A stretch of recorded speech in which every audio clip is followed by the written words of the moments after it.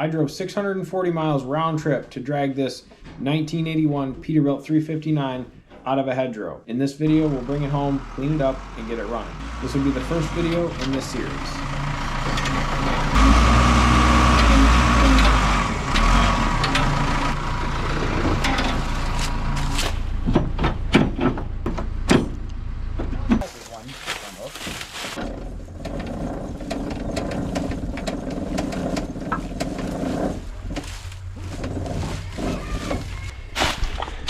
Coming.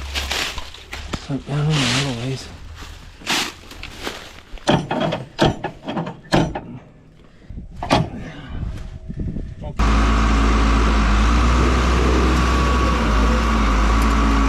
of the hole. Nice.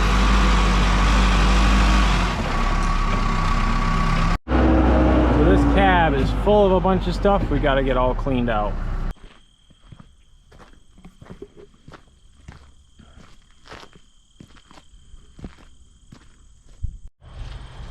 Just looking at this, last time it looks like this was on the road, it was 2 of 99. That's when it expires. So it was not on, it doesn't look like it was on the road past 99.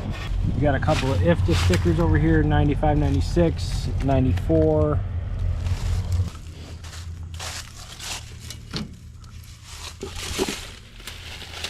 So probably 99 was the last time it was on the road.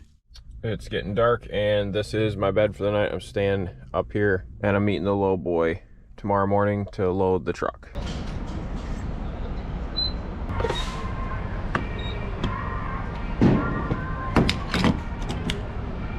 Dr. Pepper and cheese at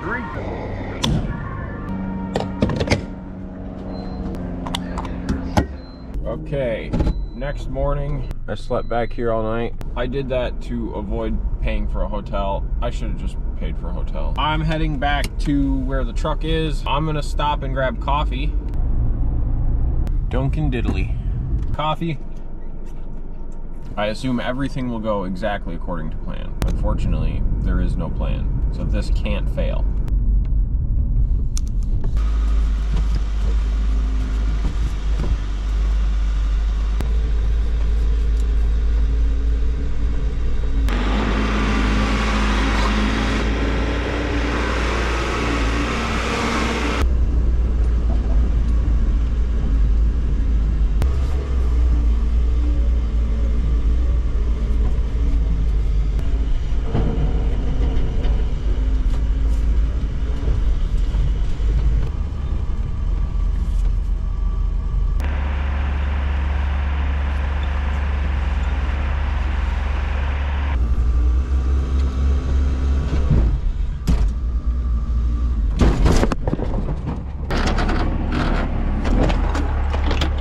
Roughly where we want it.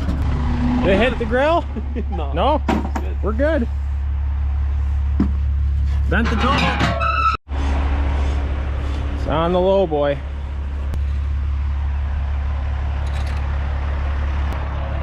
Eastbound and down. Or westbound.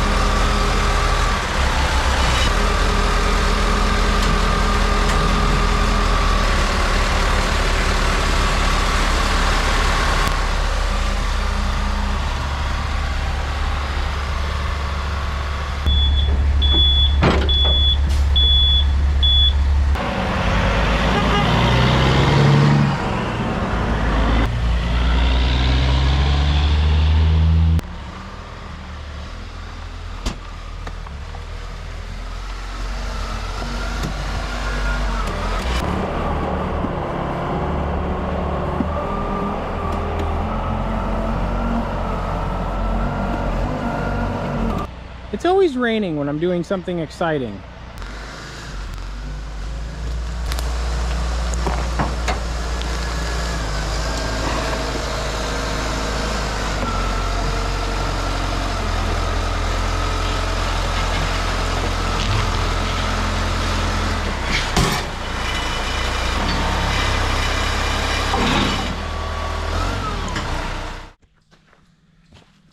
$320 miles later, we're back at the shop. So this is my 1981 359 Peterbilt. It's been off the road since '99. It hasn't run in somewhere between 2 and 5 years, I would say. Could be longer than that. It hasn't been driven in close to 10 years, and it hasn't been registered for the road in about 25 years. Let's do a quick rig tour. We'll walk around it, we'll go through the inside, see what we're working with, and then I want to try to get it started. It's got a 63-inch flat top sleeper. The frame's in decent condition. Came with all these free sticks. Oh my goodness, they're my favorite! Look at the lichen growing on that. I think there's one tire that's not flat. Two. I think every tire on this side is flat and off the bead. This does have the Pete air leaf. Got all of our customary chicken lights. Dual fuel tanks. I don't know how many gallons these are. I mean, she's crusty and rusty.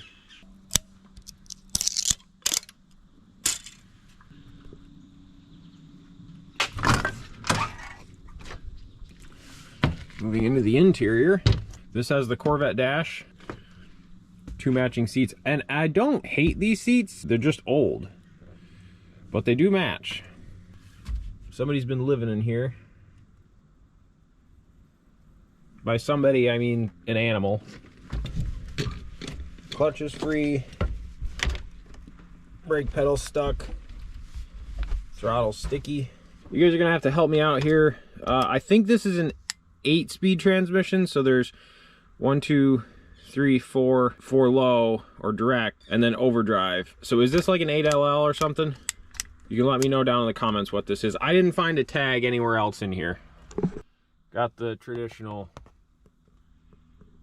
interior that's in pretty terrible shape. Original Peterbilt steering wheel. I'd like to get this thing recovered because I like the original steering wheel. This truck has Jakes, which I have wanted a truck with Jakes for a long time. Generally dirty. Moving back into the sleeper bunk. It is also just really dirty. The interior's falling apart. But this is very spacious in here. Like I'm sitting there and there's tons of room in here. So I have a neat plan for the inside of this sleeper that we'll get to as we go through the restoration process of this truck. Some old headlights. I'm gonna do a proper cleaning on this cab because I don't like jumping in and out of a dirty cab when I'm trying to get these things running.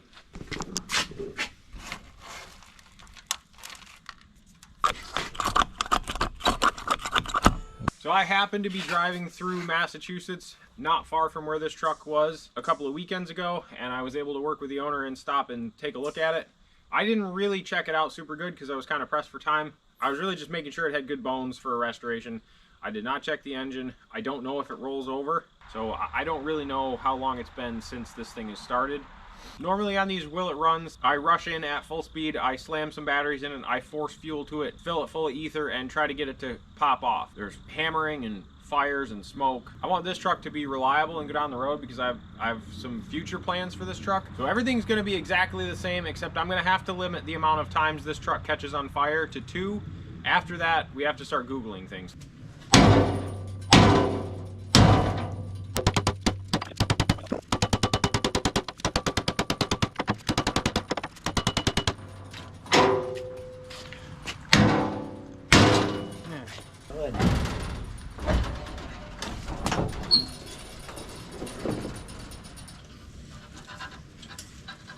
Oh gosh.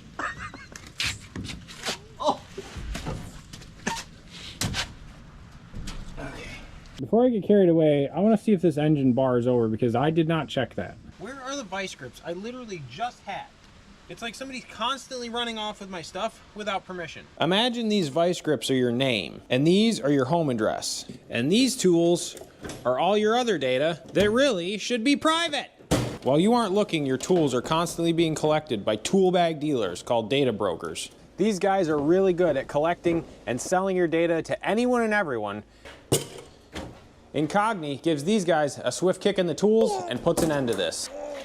Incogni simultaneously searches hundreds of data brokers, online directories, people search sites, and commercial databases to remove your tools from their miserable tool beaters. Now, we all have duplicates of some tools, or data, and countless 10mm data, which can cause a real problem. Now I have to figure out where all these 10mm actually go back to. Thankfully, Incogni checks back on these sites for new traces of your data. But Incogni got even better with their custom removal tool. If you find your data somewhere Incogni hasn't looked, just give them the link. Their dedicated privacy expert will handle the rest. Keep your tools safe with Incogni. Use my code 99projects at the link below for 60% off your annual plan. And thanks to Incogni for keeping all of our tools safe. Gotta get my sledgehammer back out of the garbage. I'm just gonna put a pipe wrench right here and see if I can bar it over. Oh my goodness.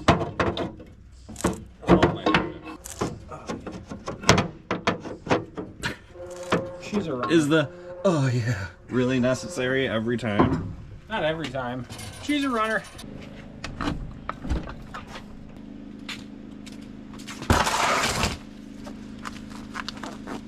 Somebody in my last video says I eat rocks when no one's looking. That's not true. You just have to pay to watch that. Fire extinguisher tag needs recharge. Well.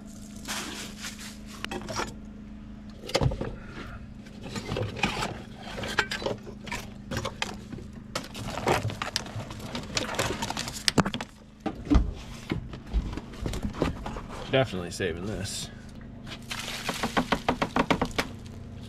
Peterbilt.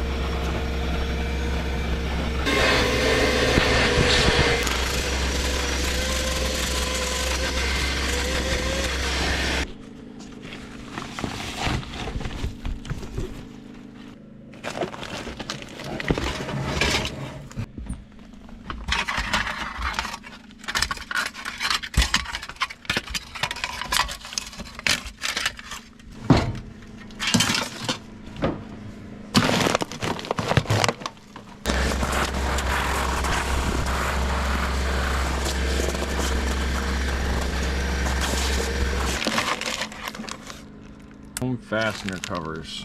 Why?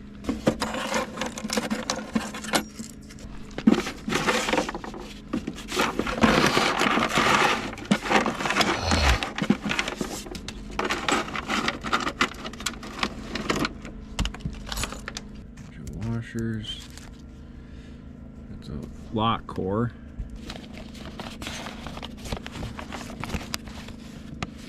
Truck Stops of America.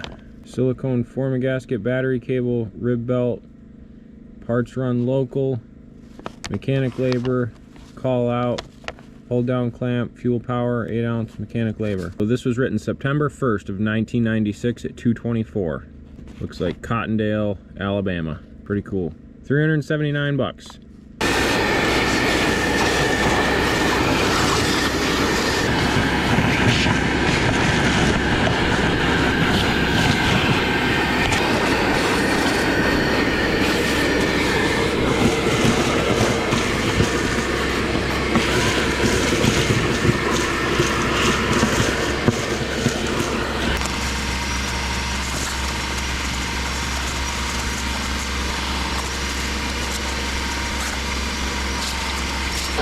We're halfway there.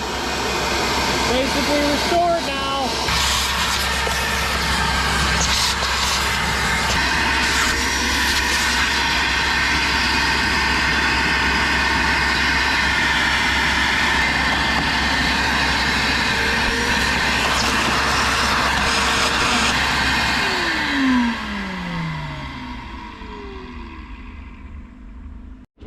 Found these 2 keys.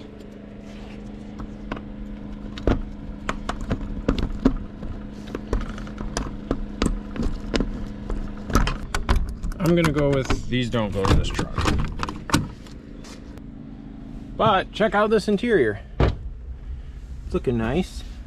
Nice and clean. Still gotta get back to the sleeper. I really want to get the sleeper doors open and just pull everything out. Clean this dash up. Dirty this thing is.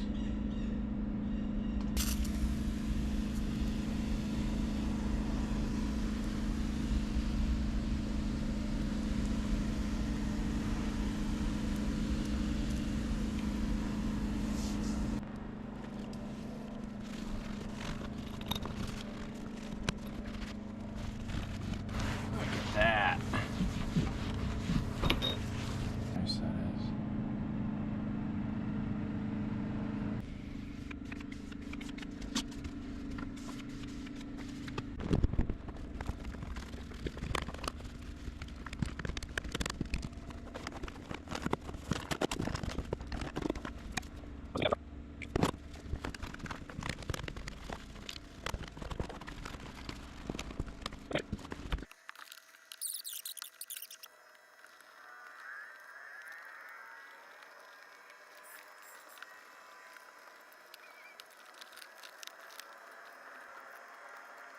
I think that looks way better. While I'm thinking about it here, this pedal's sticky. It's not the pedal you want to be sticky. And this pedal is really sticky, and you don't want this pedal to be sticky either.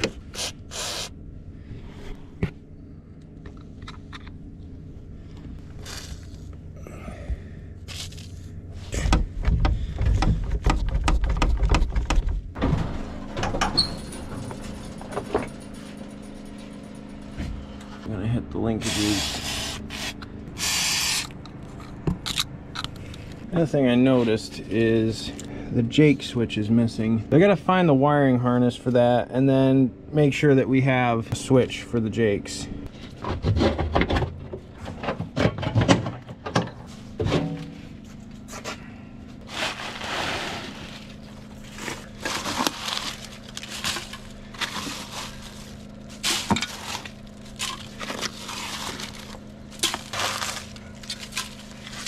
So here we have a 12 volt system. So you have these two coming in on the positive side from the truck, these two coming in on the negative side from the truck, and then this is a jumper to tie this last battery into all this. That's important to note because some of these big trucks have 24 volt system. And it's not that hooking it up wrong would ruin it right away, but if you hook 24 volts to a 12 volt system, the starter's gonna crank faster and wear out. If you hook a 12 volts to a 24 volt system, it's not gonna crank fast enough. These tools are what's known as a universal socket set. And see, like, it would never start with this kind of a connection. This would have been fire number 1.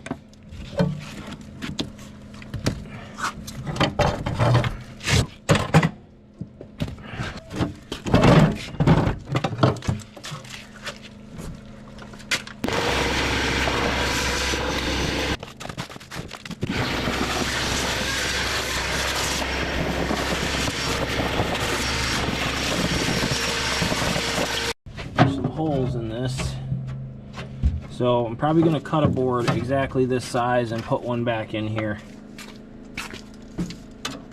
14 by 25 and a half.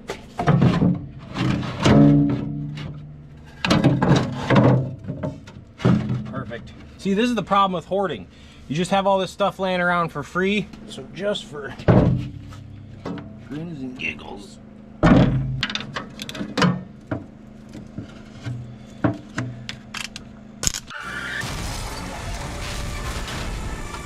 Whoa! Let me trace some wires here. I don't understand this. Can set this on fire one more time.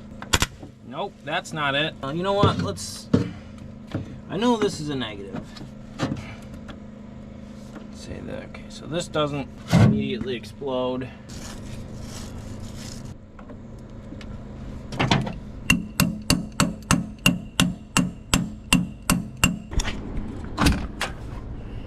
Now we got a weird little light here. Okay. Ooh. Stuff blowing. Cool. A light there. What happens if we push this? Oop.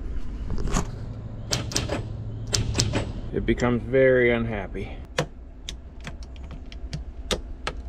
Hey, we got some lights.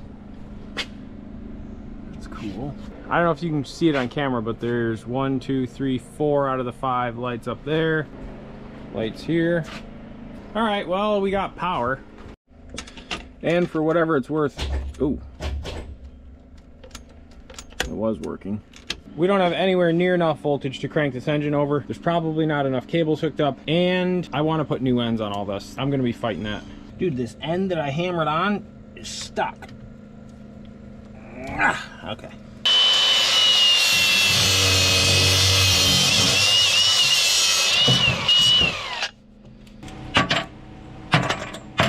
You can buy these for 10 bucks for 1 or 2, or you can keep a roll of 5/8 copper or whatever size copper you need to go over your battery cables. Smash one end, drill a hole, make them nice. The way I do this is I fill the battery ends up with solder, chunks off a roll.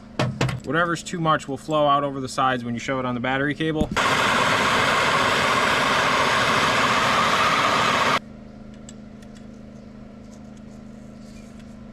While it's still hot,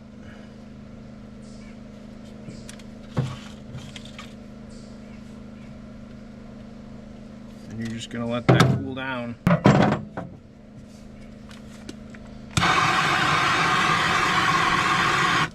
Heat shrink, good to go. Make 3 more like that.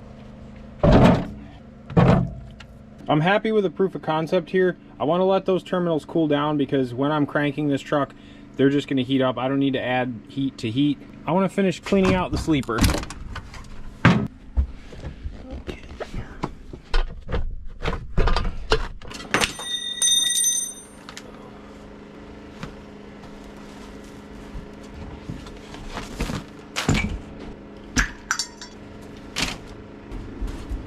Found the door panel and the door trim for the other door.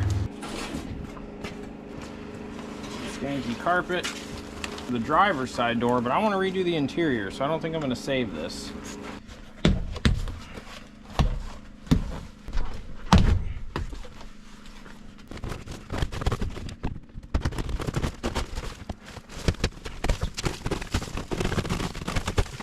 Gross.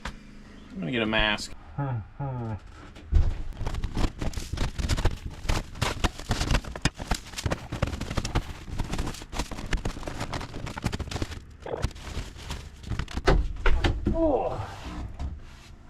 Okay, cool.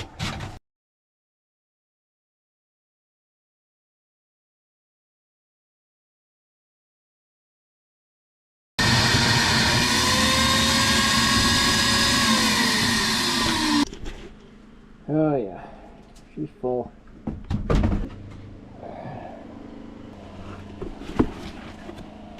Gross. Let's see what we got. The other headlight. Pull the bezels. This is the battery hold down. I don't know what this is. Cool. Heavy carpet. Triangles. Lots of triangles.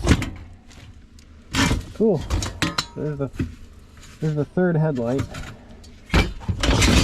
And the bezels. Nice.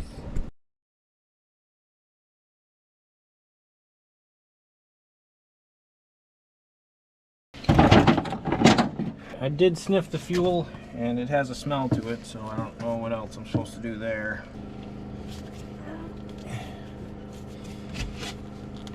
Oh man. Pull this fuel filter off of here.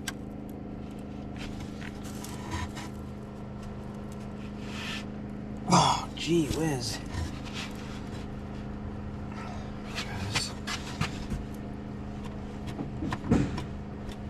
Oh my gosh. Holy cow, dude. Let me try try something else here.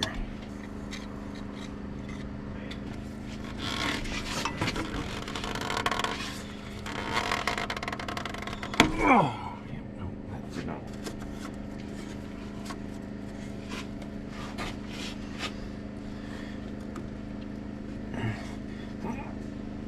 Oh, geez, it's just bending. Straighten out my tool.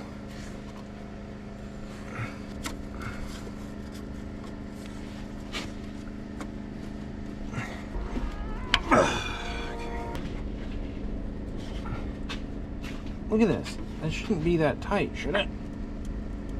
Oh. Oh. Alright, there it goes.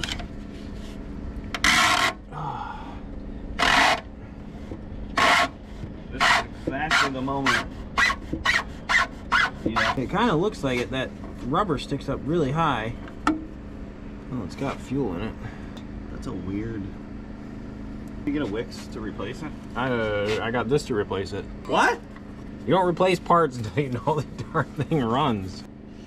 It smells like diesel, but I'm gonna put a little bit of this ATF in there. This helps lubricate and clean everything up. Also looks like bloody urine. What? What's left before we can crank this? Well, usually you shouldn't be using oil filter wrenches to put your filters on, but on the big cam Cummins right here, there's a plug. You can take that plug out and pour a little ATF in there. It's recommended, not required. I'm gonna dump the rest of this ATF in. If you get caught with red diesel being the off-road use, the DOT slaps the PP very hard. If I put this in there and that's green diesel, does that dye stick come out showing red? Can I just try to convince them that it was only automatic transmission fluid? Like, what's the penalty for that? Certain death? Alright, we're halfway there. Dare I ask if those are new batteries? They are. Glad I wasn't here for that temper tantrum. New batteries and new battery ends. Scheduled to die within 6 months. I'm never gonna financially recover from this. It hurt more buying the batteries than buying the truck. And while it may not seem like there should be a great price difference in there, there was. All right, so over on the passenger side of the engine, this is all the intake piping, and I want to, one, have access to the intake side of the turbo. I also like to make sure that that spins freely, which it does. There's no weird play, no raccoon's nest in there. And then in the event of things getting really frisky, you stick your hand or a rag in the turbo, and you'll take the turbo? And you'll take the turbo out, but it hopefully shuts the engine down. All right, I'm ready to give this thing a whirl. Let's see if the batteries are enough to crank it over, and then we'll move on to the next step. Ooh, okay. Make sure it's in gear. What? Is it in gear? It is, so it will immediately take off and run everybody over. All right, the moment of truth. Wait, let's see if the horn works. No horn, okay. I'm nervous. Oh my God, okay. It just wants to go. What? Oh my God. Say less, bro. That's better than your daily. Oh my gosh. All right, new plan. can you hold this? Now what do we do? I don't know. I wasn't prepared for this.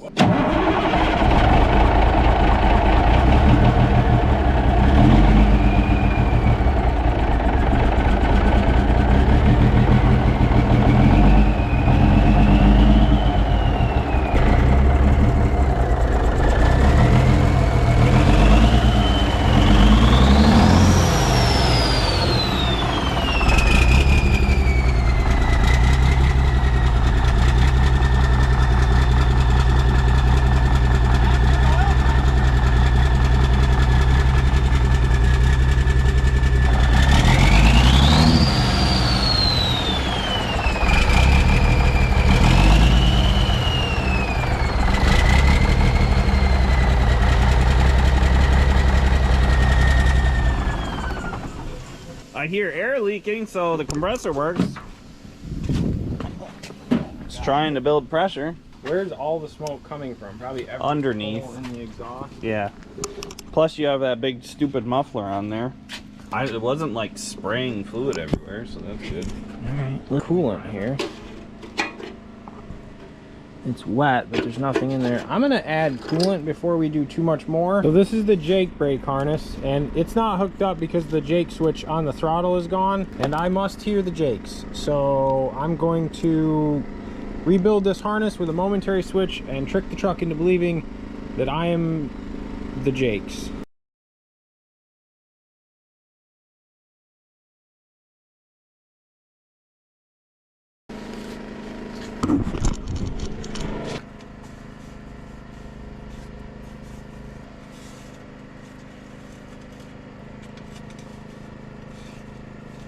I have this thing wired up on a momentary switch, so I'll rev it up, and as soon as I dump the throttle, I'll hit the momentary switch and the Jake should kick in. Let's add some coolant.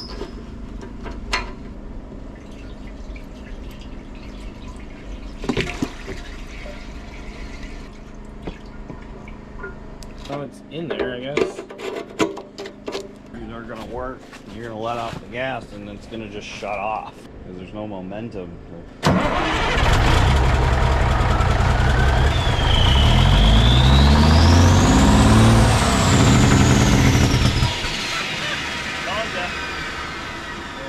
So cool!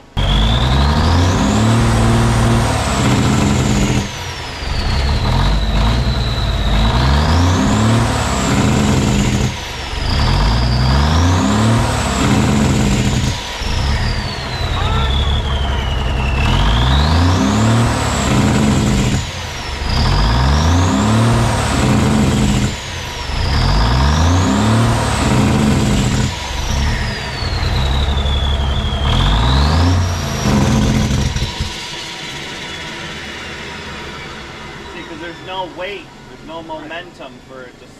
It just shuts the engine down. You need to get that muffler off there and hook those pipes up. Yeah. I need to get all the mufflers off there. That is amazing. Ah!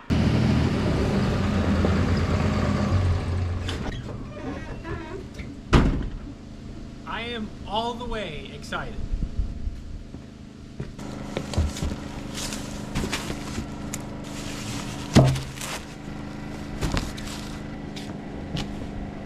Once again, the guys at Four State have partnered with me on a truck restoration project, this time on the 359 Peterbilt.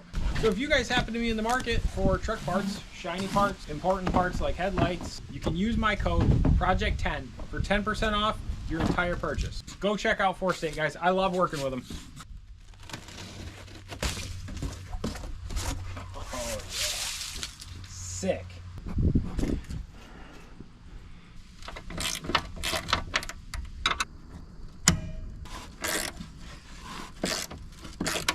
Just brake, you know you want to. Is gravity holding this up?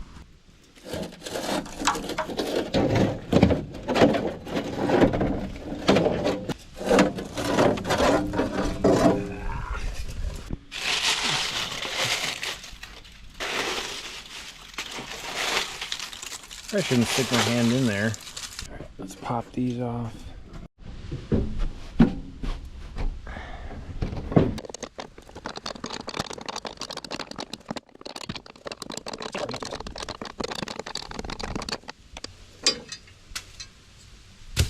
Halfway there.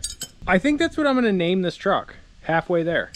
What do you guys think? I tried to be nice. I'm gonna go get my West Virginia socket set.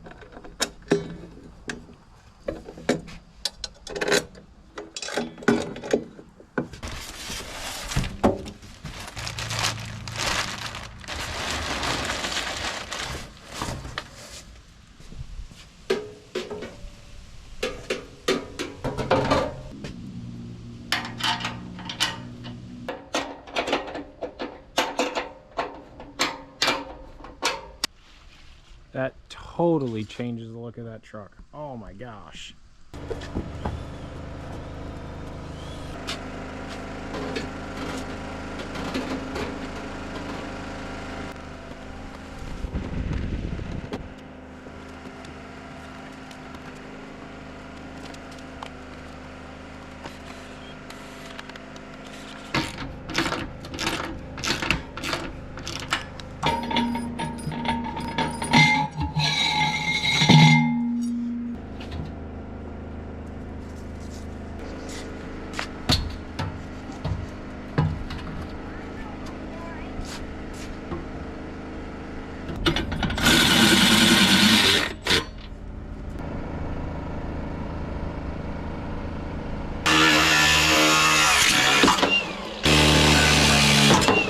Gee whiz.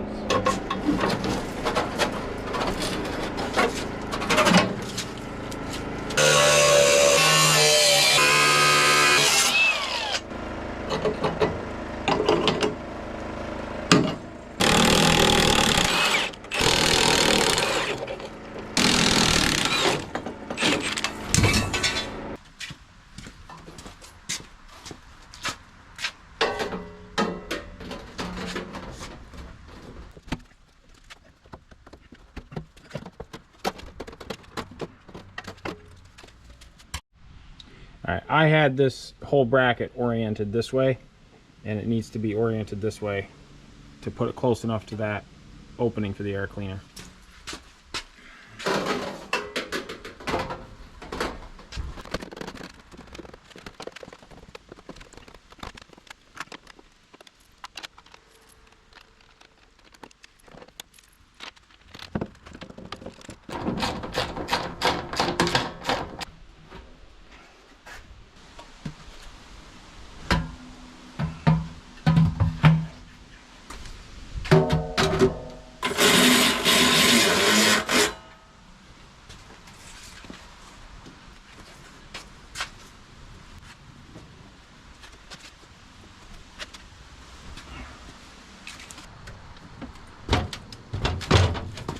And with that, I'm wrapping this video up. If you guys are interested in getting shiny parts for your truck, definitely check out 4State. You can use my discount code Project10, get 10% off your entire order. So what do you guys think? You want to see it driving?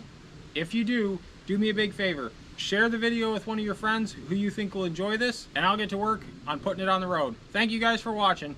I'll catch you on the flippity flop.